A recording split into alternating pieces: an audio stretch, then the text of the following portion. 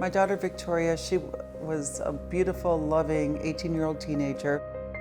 In the blink of an eye, one family's life changed forever. She wanted to fit in, but by fitting in, she was testing these drugs. And my husband and I, we missed all the signs. Determined to keep it from happening to others, they're now focused on making a life-saving drug more accessible in our community. And they're not alone in their mission. We're seeing people die at record numbers like we've never experienced. Over the next hour, Channel 9 is going in-depth on a danger targeting our children without them even knowing. These are not overdoses, these are poisonings, these are fentanyl poisonings. Showing you what to look out for. They're making vapes like Slurpees now. So 7 of the vapes that I've got received from kids tested positive for fentanyl. The resources available and how you can help save a life. This is 9 Investigates, Hidden in Plain Sight, the Fentanyl Crisis. It's a hidden danger in our community, and it's ending up in the hands of our children without them even knowing. Good evening. I'm Shannon Butler. From pills to marijuana to even vape pens, they're all being laced with fentanyl, contributing to the number of overdoses and deaths right here in Central Florida and across the country. Over the next hour, we're looking into this growing issue and the efforts that are underway right now to help save lives. One of the biggest advocates spearheading this mission is a local family who knows all too well the pain and loss of a loved one to an overdose. My daughter Victoria, she was a beautiful, loving 18-year-old teenager. She loved to be with people, and she didn't like to live like the high life or have beautiful clothes. She always wanted to wear like t-shirts, cut-off jean shorts, and flip-flops. She was like kind of like a flower girl, or like a hippie, you know, and really down to earth. Victoria Siegel's life was no doubt privileged. Her mother, Jackie Siegel, is known as the Queen of Versailles because of this documentary about their 90,000 square foot home still being built today. And Jackie's husband, David, is a timeshare tycoon, but it was also troubled. What do you think started the spiral? What really started the spiral is, as teenagers, it was in middle school, and they all, it's all part of growing up. And she had a hard time coping with the peer pressure, but she always wanted to fit in. And so she, actually, when the Queen of Versailles documentary came out, then people realized, well, you have a wealthy dad. You can buy us like the marijuana and stuff. So, you know, she started getting friends that she wanted to fit in, but by fitting in, she was testing these drugs. And in 2015, Victoria Siegel died from a drug overdose from a combination of methadone and antidepressants. A shock to her parents, who never knew she was experimenting with drugs. It was like gradual. We didn't know that, but that's how it all got started. And then things evolved, and then she got into high school. And of course, she found out about the harder things, harder drugs and pills. And it kind of happened like that, very gradual. And my husband and I, we missed all the signs. People will say, how do you not know? See, that's the thing. People say, how do you not know? But if it can happen to us, and we have staff, I mean, we have 5 nannies, we have housekeepers, and none of us saw the signs. In fact, the depth of what her daughter was going through, Jackie didn't even know until reading her diary. Just before her death, she texts her friend telling him where to find it, saying, quote, "I've never shown anyone my journal, but there's no one else I would rather pass it on to than you. My business is everyone else's business now, and I'm okay with that, Mom." 3 years later, she granted her daughter's wish, publishing her struggle in her own words. In the book about Victoria's death, they published pages and pages of the diary. What was the hardest part to read in that diary for you? Was there a page that was worse than others? It was just also touching for me.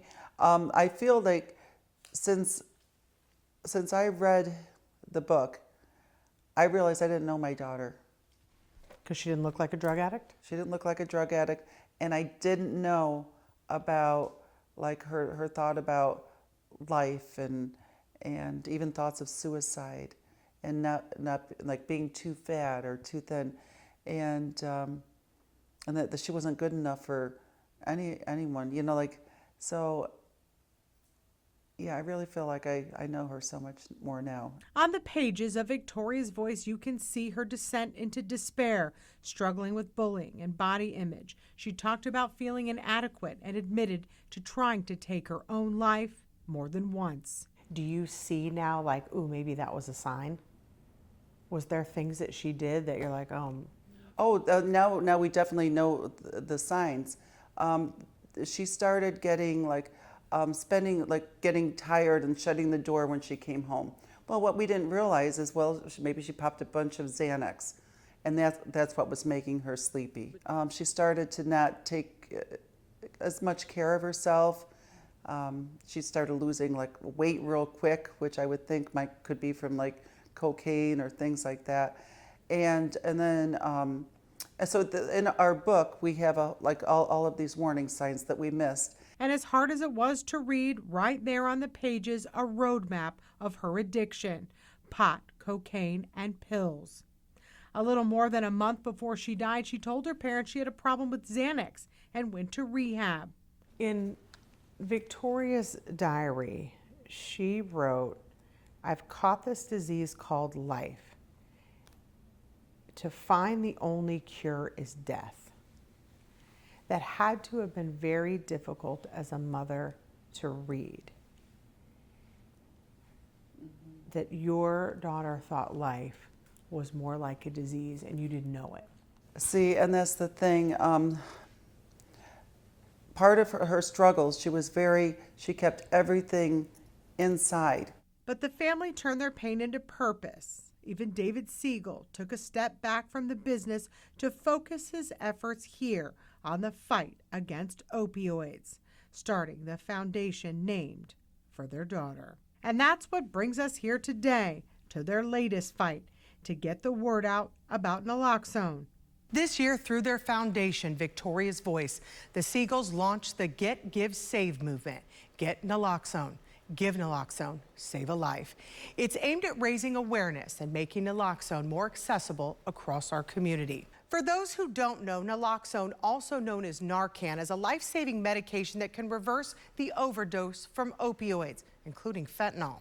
It comes in two forms: a nasal spray or injectable that anyone can use without medical training or a prescription.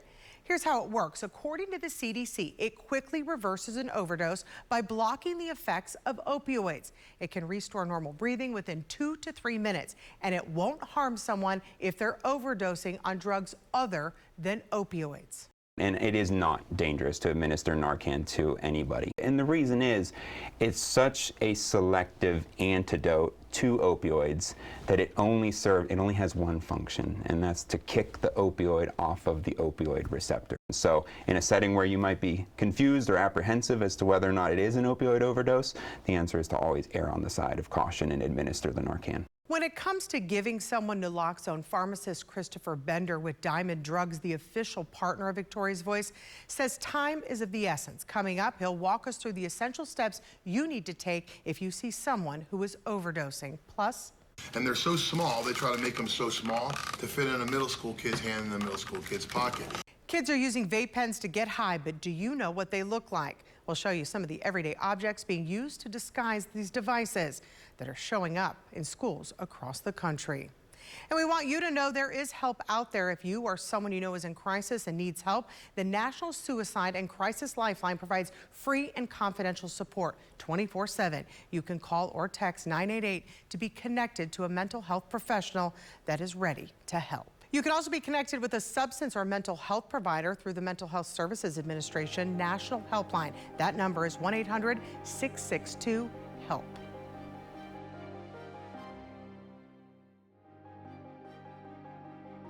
Welcome back to our 9 Investigate special, Hidden in Plain Sight, the Fentanyl Crisis. Across Central Florida, we've seen the rise in numbers of teens overdosing on fentanyl, and many don't even realize they have the deadly substance until it's too late. Back in July, a 17-year-old DeLand High School student died from a fentanyl overdose, and a 14-year-old girl nearly died after using a vape pen. Volusia County deputies say those teens got the drugs from a fellow student. Now he's facing manslaughter charges following the arrest. Sheriff Mike Chitwood had this message for school leaders. We all need to get on board here. Fentanyl is everywhere. It's in marijuana. It's in Adderall. It's in vape pens. People are dying at an incredible ratio, and it's now in our schools. Sheriff Chitwood is now pushing for naloxone to be on every school campus across the county. Meanwhile, there's also a push to get naloxone out into the community. That's where the Volusia Recovery Alliance comes in. The nonprofit in Daytona Beach plays a big role in getting naloxone into more people's hands. Volunteers hand the medication out at churches and community centers. The center estimates it hands out about 300 kits a month, potentially saving 300 lives.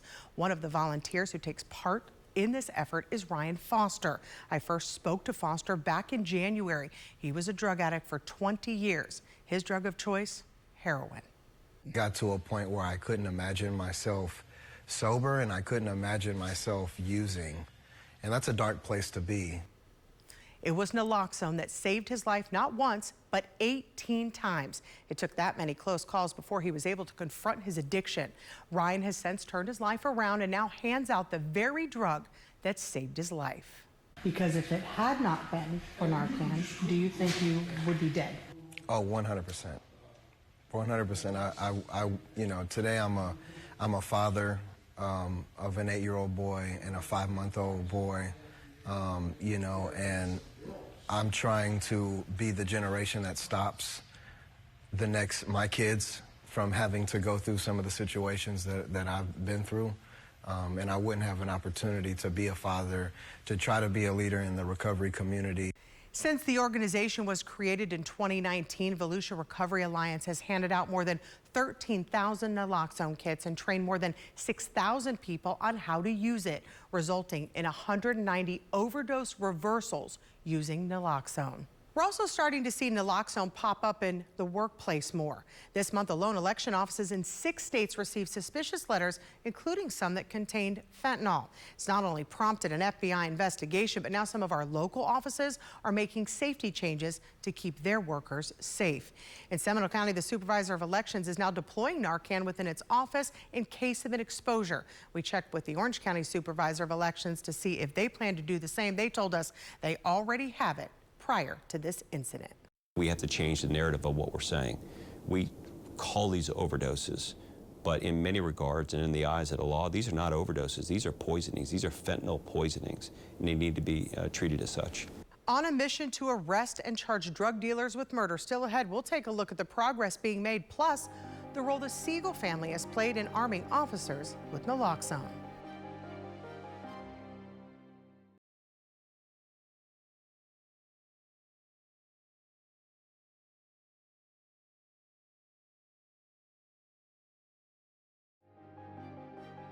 Think about it. 100 times more potent than morphine, 50 times more potent than heroin, and a microgram is a lethal dose. And we're seeing people die at record numbers like we've never experienced in this country before. The fight against fentanyl in one local county has resulted in 35 people being charged with first-degree murder since 2017.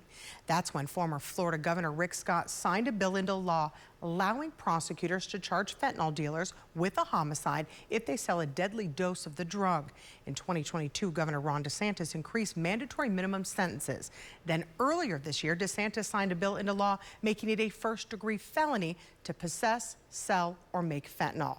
Now drug dealers can face a life sentence. It's that life sentence several local law enforcement agencies have been pushing for in order to keep this drug out of the hands of our children. And Seminole County Sheriff Dennis Lima has made it his mission to lock these drug dealers up. It's been a difficult year. Obviously, I lost my beautiful son. He was born this month.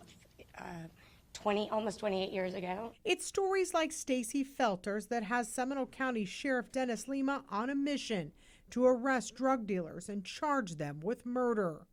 Her son Tristan died in early January when he took a pill laced with fentanyl. He was prescribed Percocet after an injury several years ago, and he died after taking a pill he thought was Percocet, but it was fentanyl.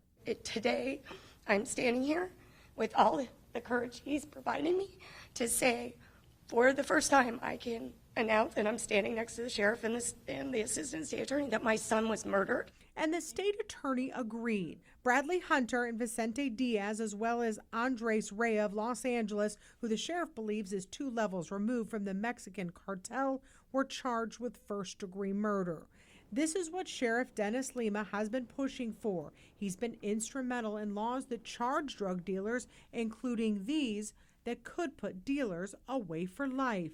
When it comes to fentanyl and the issue with fentanyl, the epidemic of fentanyl, why is it such a big deal to you? In my lifetime, we've seen the influx of a drug that has been manipulated with precursor chemicals from China, and now the Mexican drug cartel has shifted their operations. And what we know about fentanyl is, 60% chance that somebody that is taking a pill on the street in America today contains a lethal dose of fentanyl. According to the CDC, more than 100,000 people have died from drug overdoses every year since 2021. You've described this on the streets as Russian roulette now. You just never know. Do people need to just assume, if they're getting it off the streets from these drug dealers, that it has fentanyl in it? I think it's a fair assumption that more often than not, or more specifically, 60% of the time, the pill that you're taking is a lethal dose. That's why Sheriff Lima carries naloxone wherever he goes. You carry that in your uniform every day? Always. I carry it not only in my uniform, when I'm off duty, I carry it on my person because I never know when I'm going to come in contact with somebody, and I feel a sense of responsibility to families who have lost loved ones, knowing that there's medicine out there that can bring people back and give them a second shot at life. I feel compelled as a good citizen to do that. And he thinks the life-saving drugs should be available everywhere.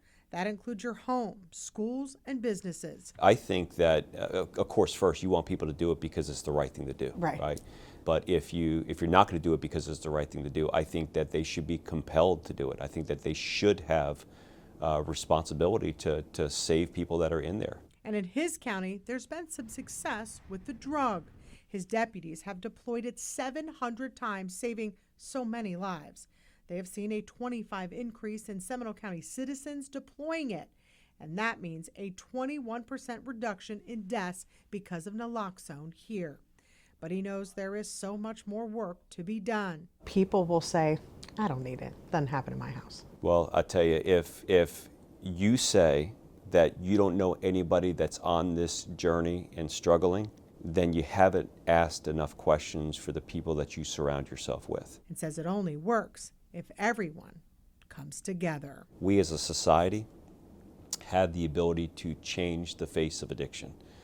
This is not a situation of trying to make bad people good, but rather sick people well. And if we treat this as a medical condition first, I think that society is incredibly kind, incredibly generous. Sheriff Lima told me his department started carrying and using naloxone because of David and Jackie Siegel. He says following the death of their daughter Victoria, the family came to him about the life-saving drug that is now in the hands of all of his deputies. It was David Siegel and Jackie Siegel's tragic experience that actually introduced most policing professionals to the presence of Narcan or the life-saving properties of naloxone. Prior to that, the drug had been around for 60 years, but we weren't equipped with it. We had no idea it was out there. David funded that. He had a couple of meetings at UCF, and it's funny that every time I wear it, some people carry it in a package. David is actually the one that taught me. He says, Dennis, don't carry that in a package. Take it out of the package, because that one extra second may be the second that's needed to save somebody's life. Sheriff Lima has another weapon in the fight against opioids, one designed to help people on their road to recovery. Still ahead, the help it's providing to those who can't afford rehab. Plus, the 3 most dangerous words you could ever utter as a parent is not my kid. Because it's never your kid until it is your kid. But then when it's your kid, what do you do? the warning signs you need to look out for that could save your child's life.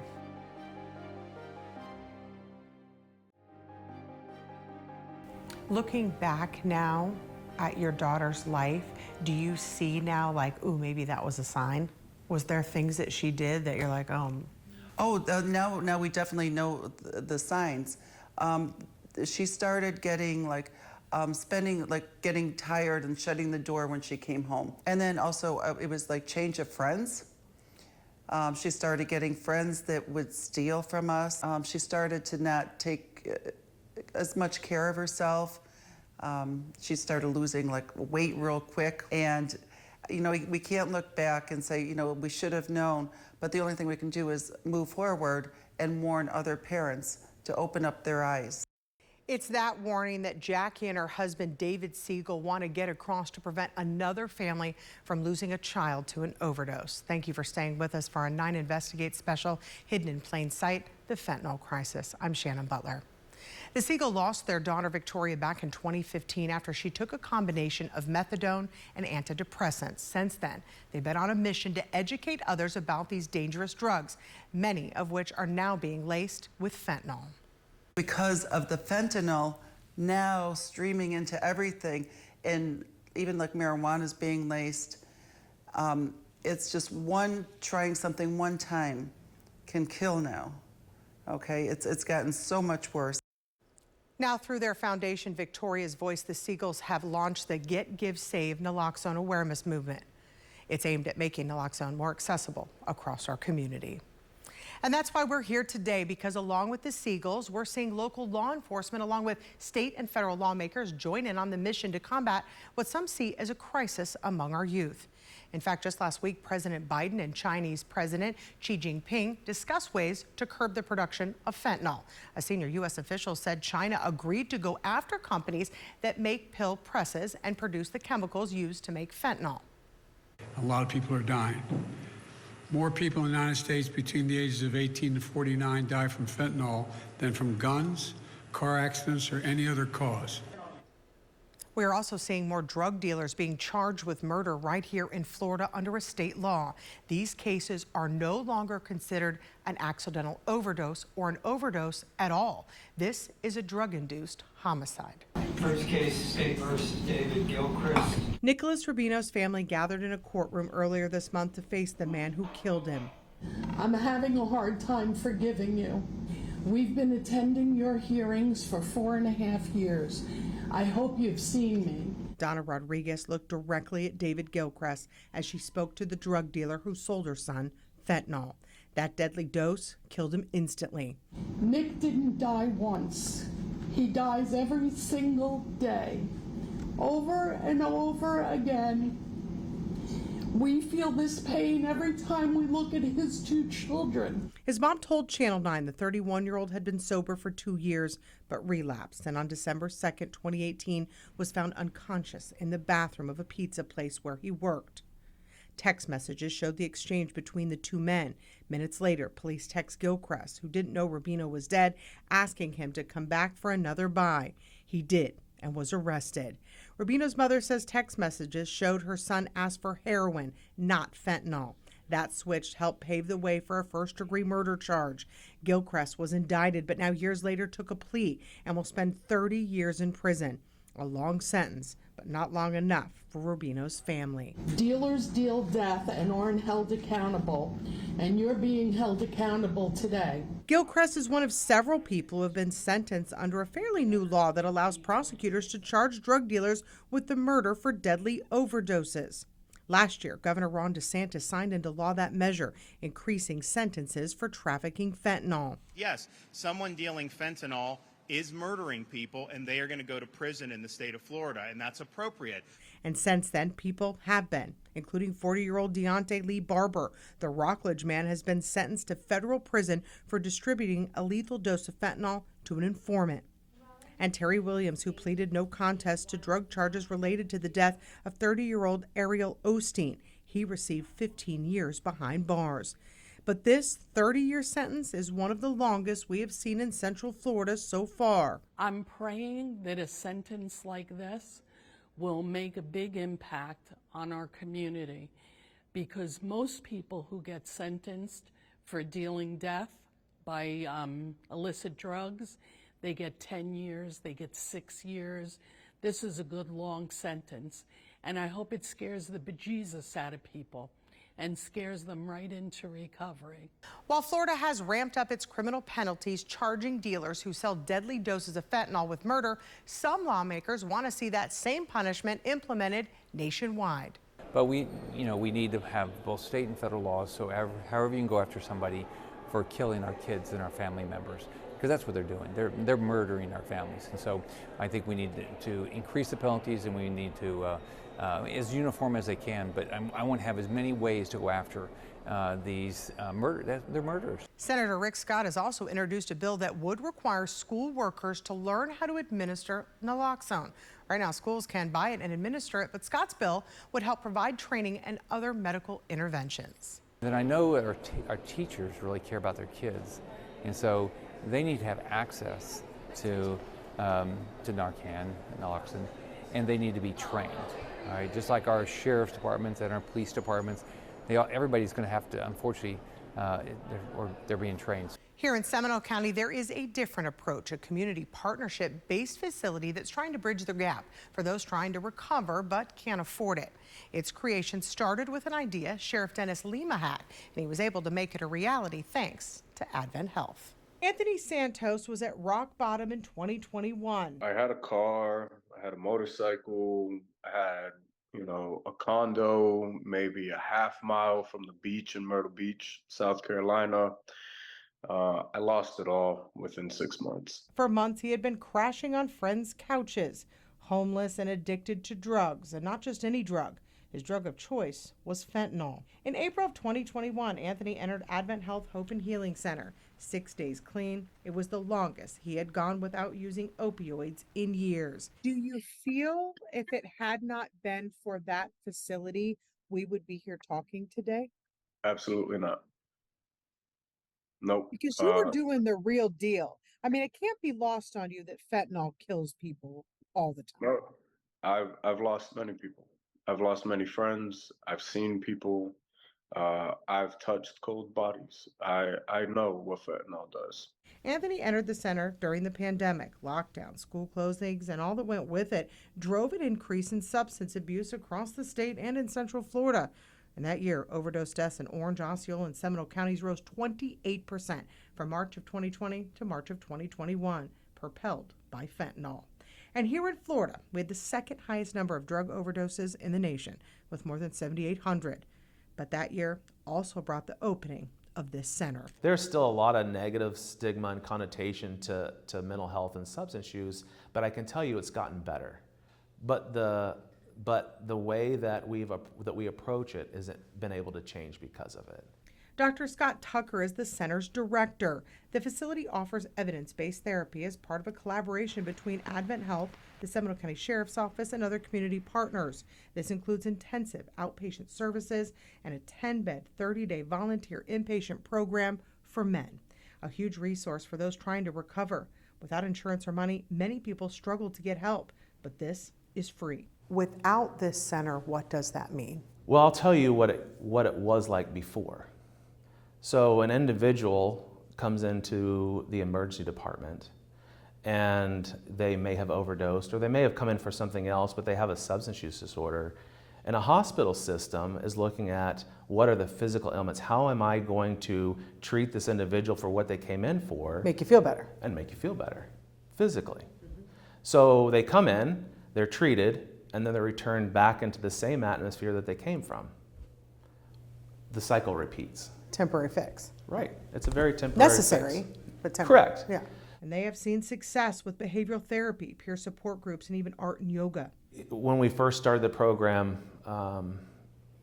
we looked at what is success to us, and we have truly been able to exceed what our goals have been. So we have seen about 500 individuals. We've been able to help 500 individuals over the period of 2.5 years. And we have been able to watch the success of those individuals leave here and get jobs and connect with family members and start their life again, walking on that road to recovery, and seeing what life can really be when they're not on substances. So the national average for short-term residential treatment for successful completion is between 52 and 54%. And last year we came in at about 67% successful completion for those individuals. Anthony graduated the program after 45 days, and he's been clean ever since. Why was this program different? It wasn't the first time you had been.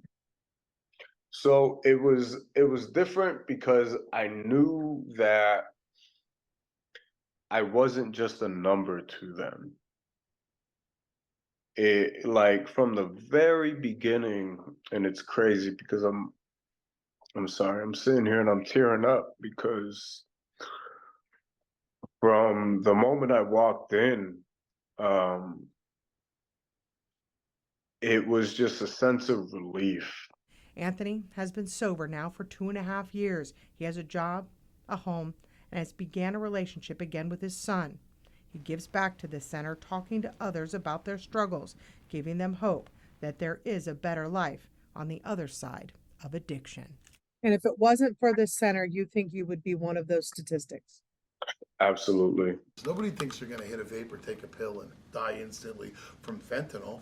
I mean, if fentanyl existed the way it does today when I was using drugs, I wouldn't be sitting here. A former drug addict who spent years in prison is now sharing his past to prevent others from going down the same path. A cigarette was my first drug, alcohol was my second drug, and marijuana was my third. But you know what my first drug was? Trauma. Trauma is the first gateway drug.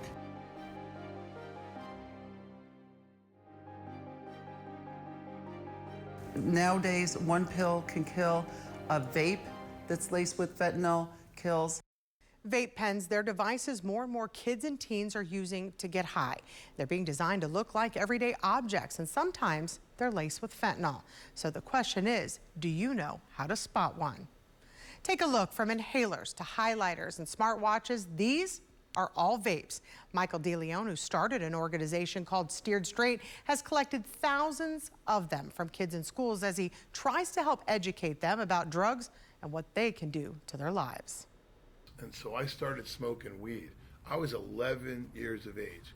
Nicotine, alcohol, and marijuana. So I was on pills by 12. I was addicted to pills. And then I was shooting cocaine into my arms at 16 years of age. And at 17, I had switched to heroin my senior year of high school. I'm shooting heroin every single day.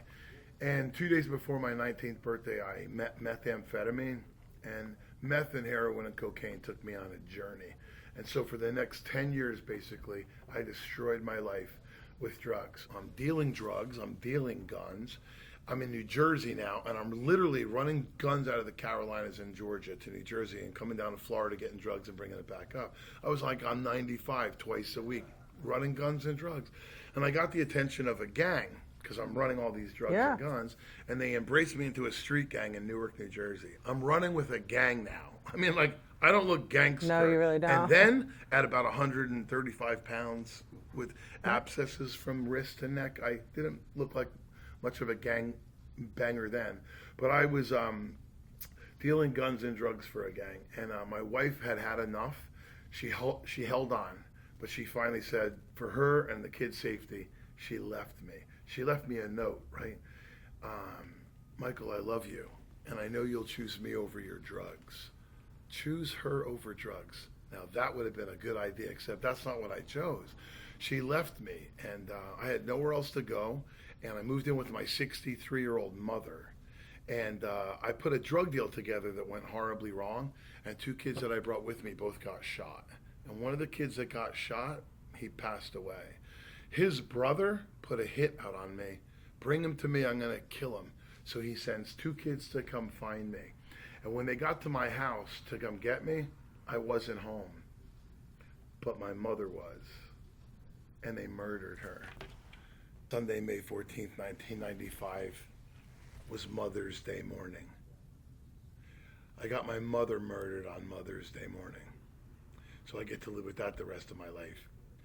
You know, when I tell this story to kids, When Jimmy handed me that cigarette, I really didn't know how it was going to affect my life. My 63-year-old mother was murdered on Mother's Day morning, 1995, and I'm 100% responsible for it. You know, I brought the chaos and havoc into her life. And what I want kids to understand is you don't vape or smoke cigarettes or go to a party and drink alcohol or pick up a joint or pick up a pill with the idea you're going to become a drug addict. Nobody thinks they're going to become a drug addict. Nobody thinks they're going to die in their 20s of an overdose. Nobody thinks they're going to hit a vape or take a pill and die instantly from fentanyl. I mean, if fentanyl existed the way it does today when I was using drugs, I wouldn't be sitting here, you know? I know you think that joint's no big deal, that pill's no big deal. Everybody's drinking beer, everybody's vaping. Oh, no. You don't understand. Let me tell you where you're going. Let me tell you, let me play the whole tape out for you. Right. You have no idea what you're facing. And I'm not a doctor, I'm not a counselor, I'm not your parents, I'm not a cop. I'm a person who ruined his life, got his mother killed, and now kids are giving me their drugs. They're giving me their drugs. They're so compelled in 90 minutes of my story. And vaping is the worst thing going on in our schools right now, and they're giving me their vapes. So, but this was just yesterday, one school. They're making vapes like Slurpees now. This looks like a keychain, like one of those Starbucks keychains, you know, that you get. That's a vape? Yep, and look at the colors, and look at the flavors, right? Strawberry and banana put together. And they're so small, they try to make them so small to fit in a middle school kid's hand in the middle school kid's pocket. A lot of kids This one seems popular. This is the most popular one in America for kids right there. And you know what's amazing? One of the first things the Biden FDA did. It smells delicious. It sure does, of course. There's 7,000 flavors now. There's 7,000 vape flavors in this country, 7,000. One of the first things the Biden FDA did is they banned this. This Elf bar is banned in the United States of America. How did I get one from a kid yesterday? I went to 6 vape shops yesterday. They're all selling them. But what the China Tobacco Company did was they changed the name of it. Looks exactly the same. They changed the name of it. Elf bar to BC 5000. This is not banned. When we talked to Jackie yesterday, we were at her home, and we talk about the missing of the signs. But you're in schools too. Do you believe that the schools are missing the signs too? Everywhere I go. So this is the slippery slope, Yeah. you think? Because this is not okay. Kids are 6 times more likely to become combustible cigarette smokers if they vape as a kid. And then if they vape nicotine as a kid, synthetic nicotine, they're 10 times more likely to vape THC. And now everything is changing. And the edibles is through the roof. And you got kids leaving schools and ambulances going to hospitals. People say, you can't overdose on marijuana. This isn't marijuana. You're calling it marijuana. It's not marijuana. The day before yesterday, I said to you earlier, a kid gave me remember those old film, film that came in? Oh yeah, the canister, yellow and black or whatever, yeah. So that's what they're selling the weed in, at vape shops and smoke shops all over this country. Actual weed. In every state, not just the marijuana legal states. And in marijuana legal states, you're not allowed to sell marijuana unless it's in a marijuana dispensary. Right. That's over. That's over. It's sold in gas stations. It's sold in vape shops. And you don't know what that stuff is laced with anymore. It's not like when you did it back in the day where it was just marijuana. It was 5% THC. Yeah. Now it's 100% THC. And maybe laced with fentanyl. Yes. And it's sold all over this country. Yep. Michael Deon is also a big supporter of naloxone, saying everyone should have it. Coming up next, we're going to walk you through the key steps you need to take to use naloxone if you see someone overdosing.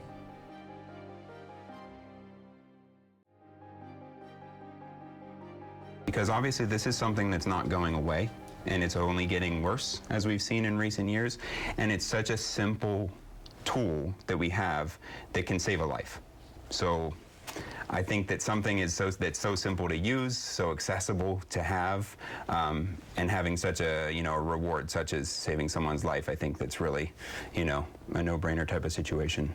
Over the past hour, we've told you about the hidden dangers of fentanyl, just how often it's popping up across Central Florida, and the important role naloxone can play in saving someone's life. But what are some of the warning signs of an overdose you should look for? So the hallmark symptoms of overdose is going to be minimal or absent breathing, as well as unresponsive. Now, additional signs that you can look for would be if you can see their eyes, the pupils would be very, very small, what are called pinpoint pupils. Their skin may also be cold and clammy. Their heart rate may be very weak or low or completely absent. And you can also look at their fingernails and their lips because they will often be blue. As soon as you see someone experiencing those signs, even if you're not sure it's an opioid overdose, you should administer naloxone. Pharmacist Christopher Bender with Diamond Drugs, the official partner of Victoria's Voice, shows us just how easy it is.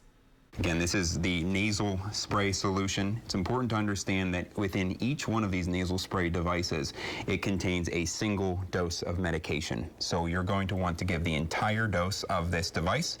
And the way you do that, place 2 fingers on top and your thumb on the bottom plunger, and you're going to pick a nostril and you're going to push the plunger down in its entirety until it can no longer go, to ensure that you give the entire dose of the medication.